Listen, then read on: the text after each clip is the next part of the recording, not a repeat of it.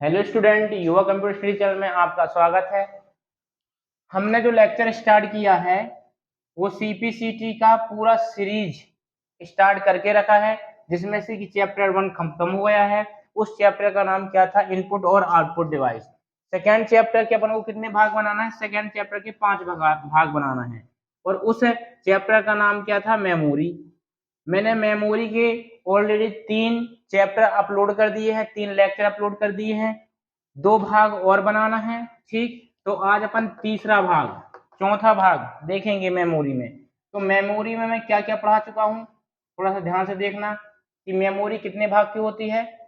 Memory को 2 भाग में डिवाइड किया जाता है, जिसमें कि पहली होती है प्राइमरी और दूसरी होती है सेकेंडरी। प्राइमरी मेमोरी में मैंने आपको बहुत अच्छे से एक्सप्लेन किया है कि कैश मेमोरी क्या होती है और दूसरा होता है मेन मेमोरी क्या होती है। इसके बाद मैंने मेन मेमोरी को 2 भाग में क्लासिफिकेशन किया था। एक का नाम था एस, एक का नाम था रैम और दूसरे का नाम था रोम। मैंने रैम के बारे में बताया और रोम के बारे में बताया। आज मैं कॉन्सेप्ट ये क्लियर करने जा रहा हूँ कि रोम, जो रोम होता है वो क्या होता है और जो रैम जो होता है वो क्या होता है। तो रोम जो होता है, रैम जिसको बोलते हैं, रैम एक ऐसी पट्टी होती है जिसमें ब्लैक कलर के छोटे छोटे डब्बे होते हैं और इसी को बोलते हैं अपन क्या? रोम। रोम में होता क्या है? इसमें केवल डेटा को स्टोर किया जाता है। डेटा को स्टोर कर किया जाता है और ये काम क्या करता है? पढ़ने का। रीड ओनली मेमोरी, पढ़ने का काम कौन करता है? रैम का होता है, वो रोम का होता है। अपन करेंगे क्या कि रोम के पार्ट जो होते हैं, रोम कितने भागों से मिलकर बनती है। तो ध्यान से समझना कि रोम कितने भागों से मिलकर बनती है।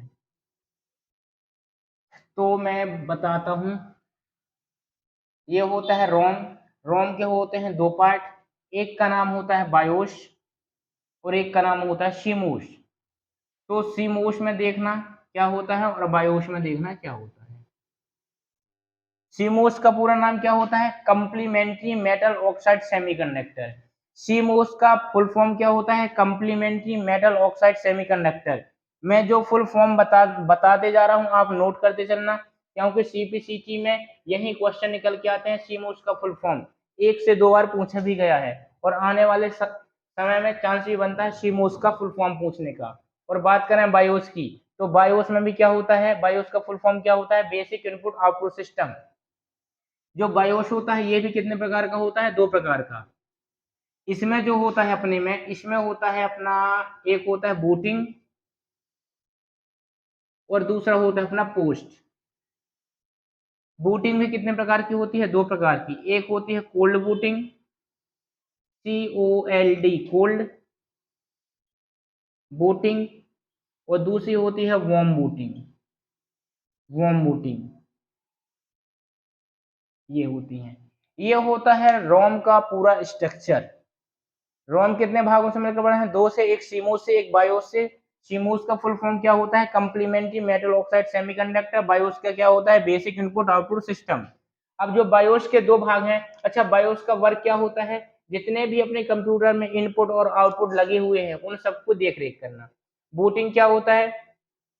बूटिंग का मतलब क्या होता है पहले वो समझना। मैंने बनाया यहाँ पर एक कंप्यूटर और यहाँ पर रख दिया मैंने एक सीपीयू। क्या रख दिया? सीपीयू। सीपीयू यहां से इसको कनेक्ट कर दिया। जब सीपीयू के द्वारा कंप्यूटर को चालू किया जाता है तो डेस्कटॉप आने तक जितना टाइम लगता है, उस टाइम के अंदर जो प्रक्रिया होती है उसको बोला जाता है बूटिंग प्रक्रिया। अब बूटिंग प्रक्रिया कितने प्रकार की होती है? 2 प्रकार की, एक कोल्ड हो जाती है, एक वार्म हो जाती है। तो कोल्ड क्या होती है? अंतर कुछ भी नहीं है, नैनो सेकंड का अंतर है, नैनो। अब कैसे? कोल्ड का मतलब होता है ठंडा। जब कंप्यूटर बंद रहता है तो बंद हुए कंप्यूटर को जब चालू किया जाता है, बंद हुए कंप्यूटर को जब चालू किया जाता है तो डेस्कटॉप तक पहुंचने में जितना समय लगता है उसको बोला जाता है कोल्ड बूटिंग। वार्म बूटिंग किसे कहते हैं? चालू कंप्यूटर को जब रिस्टार्ट किया जाता है, जब पहले से कंप्यूटर चालू होता है तो चालू कंप्यूटर को जब रिस्टार्ट किया जाता है तो जितना समय डेस्कटॉप पहुंचने में लगता है उसे बोला जाता है वार्म बूटिंग। तो बूटिंग क्या कहलाती है? जब कंप्यूटर को चालू किया जाता है तो डेस्कटॉप तक पहुंचने में जो समय लगता है और उस समय में जो प्रक्रिया होती है उसे बोलते हैं बूटिंग। बूटिंग दो प्रकार की होती है, एक कोल्ड बूटिंग, एक वार्म बूटिंग। दोनों बूटिंग में ज्यादा अंतर है नहीं है। अंतर केवल इतना है कि कोल्ड बूटिंग क्या होती है, बंद सिस्टम को जब चालू किया जाता है तो डेस्कटॉप तक पहुंचने में जितना टाइम लगता है उसको बोला जाता है कोल्ड बूटिंग। और वार्म बूटिंग किसे कहते हैं, वार्म बूटिंग बोला जाता है कि जब चालू सिस्टम को रिस्टार्ट किया जाता है तो डेस्कटॉप पहुंचने तक जितना टाइम लगता है उसे बोला जाता है वार्म बूटिंग। ठीक, तो ये होता है अपना रोम का स्ट्रक्चर। इसकी स्क्रीन को शॉट ले लीजिए, क्योंकि इसके बाद मैं सेकेंडरी मेमोरी के कुछ मेन पार्ट पढ़ाने वाला हूँ।